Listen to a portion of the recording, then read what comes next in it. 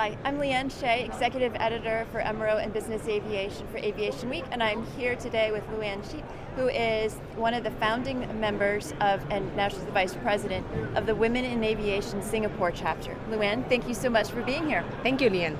So tell me about the Singapore chapter and what it has accomplished and how it's making a difference in diversity here in the aviation industry. So the Singapore chapter essentially is a plug and play from the Women in Aviation in the US. So you're very closely connected. What we do is that we are the 146th chapter in the world, and essentially in Southeast Asia and especially in the whole Asia Pac. I would say during the pandemic we actually launched just to make sure that the women in the workforces are actually engaged and are actually connected to some form of network that we can find support, find collaboration, and essentially try to make sure that they are still staying in the workforce. So what we have done, we founded with 24 founding members about a year ago, and currently we are more than 100 members strong. And what is actually more powerful is we actually have gained a strong members of corporate sponsorships. So essentially we have gotten to a level where we are looking at connecting with more the industry holders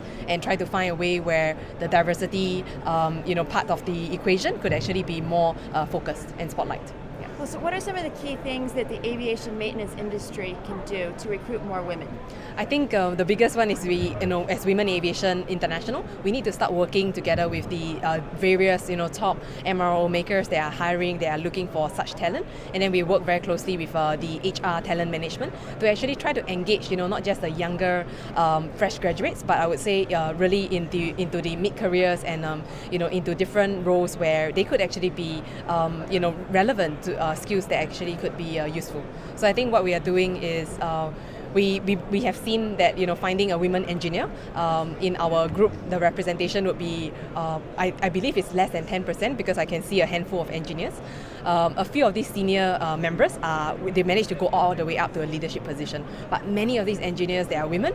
When they look around, they are always the only female in the room. When they are looking around in the region, they are again the only female engineer in the region. So it's kind of always a first, and like what Marie-Louise, my president, would say, we are really the pioneering generation here in Singapore, where we are trying to do something different and do something that's genuine to actually support and promote more women, strength and also work. So that's our goal. Yeah. That sounds good. So part of it could be recruiting women outside of the aviation industry, maybe mid-career path, maybe mentoring, networking. Exactly. So the two things that we have done is, looking at mentoring program.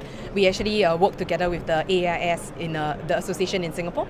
They are basically having a huge amount of corporate members. So we get to tap into their network, and then we actually told them, can we actually engage them on in terms of supplying some of the mentors, so that we don't have a worry of finding the mentors pool.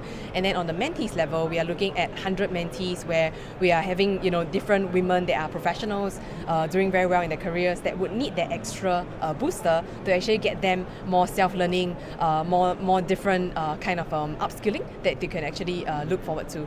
So currently, we do actually have a lot of plans going on, but what will be needed is actually a lot of the support from corporates, whether you talk about Boeing, who is very strong on the mentorship piece, Airbus, and a lot of different others that are very supportive so far. So I think we do need a lot more support, including Aviation Week that has been very, very helpful on their networks also. So yeah. That sounds good. Well, there's so many conversations about the workforce shortage, supply chain problems, and so this is a piece of the workforce. Yes, exactly. That people can tap about and really think about what exactly they would do to actually get to the industry. I think to me, as a younger female, I always believe that when I met people in the industry, I always tell myself I'll be in the industry for the next 30 years, and it's still the same. So I find that a lot of younger women do have that energy, do have that same passion.